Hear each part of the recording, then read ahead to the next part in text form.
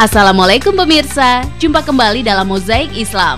Dalam 30 menit ke depan, kami akan hadirkan beragam mozaik Islam yang unik dan penting yang sayang untuk Anda lewatkan.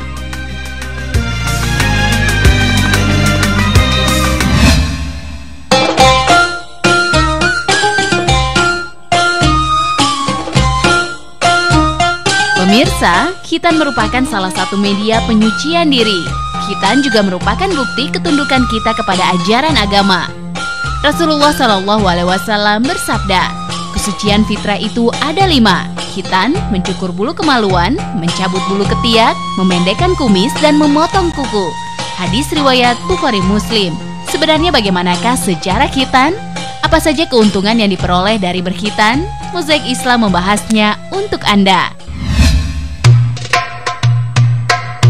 Pemirsa Mozaik Islam, khitan bermula dari ajaran Allah Subhanahu wa Ta'ala kepada Nabi Ibrahim alaihissalam.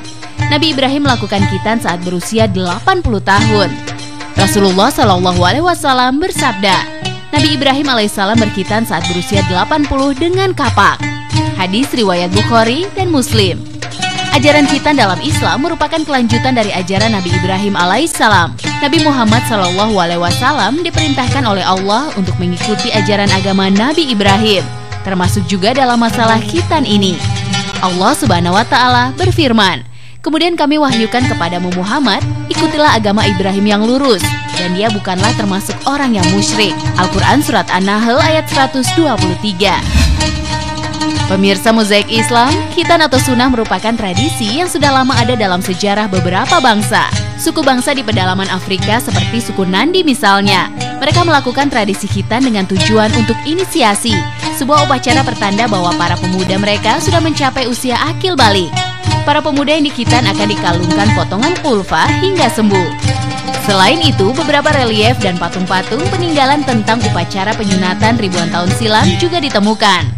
Pada masa itu, penyunatan lebih pada tujuan upacara pengorbanan untuk para dewa dan simbol perlawanan rasa takut pada roh jahat. Di Yucatan dan Nicaragua, darah orang yang disunat dioleskan pada patung berhala oleh pemuka agama. Dan tahukah Anda, jika khitan ternyata tidak hanya dilaksanakan oleh pemeluk agama Islam saja. Hingga kini, khitan ternyata masih dilaksanakan oleh penganut agama Yahudi dan sebagian penganut Kristen dari sekte Koptik. Pemirsa Mozaik Islam, khitan tak hanya dilakukan oleh kaum pria saja. Sebagian kaum wanita juga melakukan khitan. Lalu apakah hukum khitan bagi perempuan? Sebagian ulama mengatakan khitan perempuan hukumnya sunat. Sebagian yang lain mengatakan khitan perempuan sebagai suatu keutamaan saja. Dan tidak ada ulama yang mengatakan jika khitan perempuan hukumnya wajib. Dari Ummi Atiyah radhiyallahu anha, Rasulullah bersabda, wahai Ummi Atiyah, berkhitanlah dan jangan berlebihan. Sesungguhnya khitan lebih baik bagi perempuan dan lebih menyenangkan bagi suaminya. Hadis riwayat Baihaqi Hakim. Pemirsa, khitan pada perempuan ternyata sudah dilakukan sejak zaman pra-Islam. Para antropolog menemukan mumi perempuan di Mesir kuno abad ke-16 sebelum Masehi yang memiliki tanda klitoridektomi, pemotongan yang merusak alat kelamin. Pada abad kedua sebelum Masehi, khitan perempuan dijadikan ritual dalam prosesi perkawinan. Tradisi sunat perempuan di beberapa negara kini mulai dihapus. Di Indonesia, Majelis Ulama Indonesia mengeluarkan fatwa tentang masalah khitan perempuan yang terdapat dalam keputusan Fatwa Majelis Ulama Indonesia nomor 9A tahun 2008 tentang hukum pelarangan khitan terhadap perempuan. Dalam fatwa tersebut, MUI menegaskan bahwa khitan bagi perempuan termasuk fitrah atau aturan dan syiar Islam.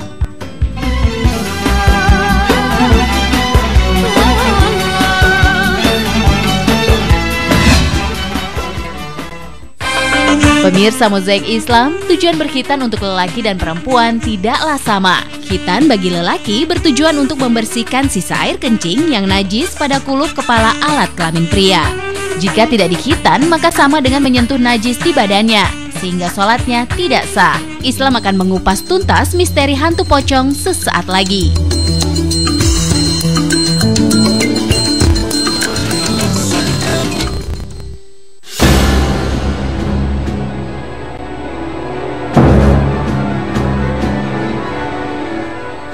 Dalam Islam, hantu sebenarnya tidak ada. Makhluk ciptaan Allah Subhanahu wa Ta'ala yang gaib adalah jin dan malaikat. Kata jin menurut bahasa Arab berasal dari kata ijtinan yang berarti tersembunyi. Karena jin merupakan makhluk yang tersembunyi dan halus, maka tidak ada manusia yang dapat melihatnya. Allah Subhanahu wa Ta'ala berfirman, "Wahai anak cucu Adam, janganlah sampai kamu tertipu oleh setan, sebagaimana halnya dia setan telah mengeluarkan ibu bapakmu dari surga, dengan menanggalkan pakaian keduanya untuk memperlihatkan aurat keduanya. Sesungguhnya dia dan pengikutnya dapat melihat kamu dari suatu tempat yang kamu tidak bisa melihat mereka. Sesungguhnya kami telah menjadikan setan-setan itu pemimpin bagi orang-orang yang tidak beriman."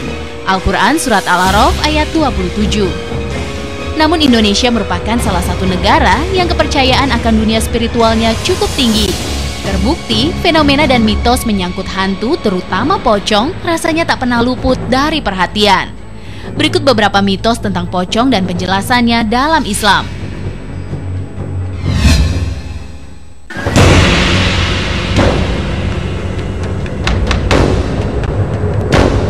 Pemirsa Mozaik Islam, dari deretan hantu khas Indonesia, nampaknya pocong yang dapat dibilang paling ikonik.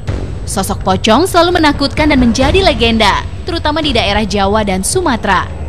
Penggambaran sosok pocong biasanya memiliki satu wujud yang umum, yaitu mayat yang bangkit dari kubur dan masih mengenakan kain kafan yang terikat. Mitos yang berkembang di masyarakat, pocong muncul karena ikatan kain kafannya belum dibuka sebelum kuburnya ditutup. Ada pula yang beranggapan bahwa arwahnya belum tenang karena masih ada urusan di bumi yang belum terselesaikan, sehingga gentayangan. Penggambaran wujud pocong dengan kain kafan merupakan salah satu bentuk pelecehan terhadap ajaran Islam. Karena aturan jenazah dikafani hanya ada dalam Islam. Sementara Islam tidak pernah mengajarkan seseorang yang telah meninggal hidup kembali dan gentayangan seperti yang digambarkan dalam sosok pocong. Dalam Islam, diri manusia terdiri dari jasad dan roh. Setelah meninggal, jasad dikubur untuk kembali ke bahan dasarnya, yaitu tanah. Sedangkan roh meninggalkan jasad untuk memasuki alam kubur.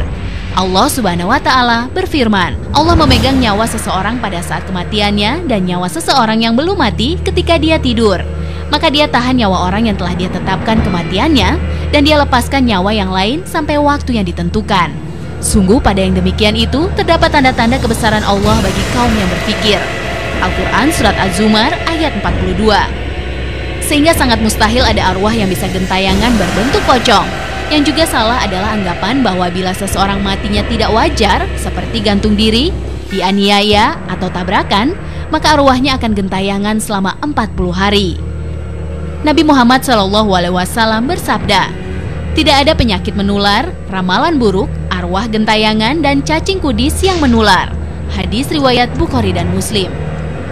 Pemirsa, jin merupakan bentuk umum dari mitos hantu yang banyak dipercaya manusia.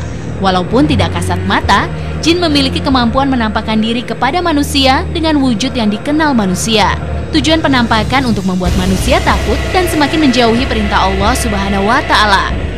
Bentuk asli jin sendiri bermacam-macam. Rasulullah SAW bersabda, jin itu terdiri dari 3 kelompok. Pertama, jin memiliki sayap yang selalu berterbangan atau melayang di udara. Kedua, jin dalam wujud ular-ular dan anjing-anjing. Dan ketiga, jin yang mempunyai tempat tinggal dan suka bepergian. Hadis riwayat At-Tabarani. Dan sebagian dari mereka juga memiliki tanduk. Rasulullah SAW bersabda, janganlah kalian bermaksud untuk sholat pada waktu matahari terbit, juga pada waktu matahari terbenam. Karena pada kedua waktu itu saat dimana 2 tanduk setan muncul. Hadis riwayat Muslim. Jin juga memiliki wajah yang sangat buruk.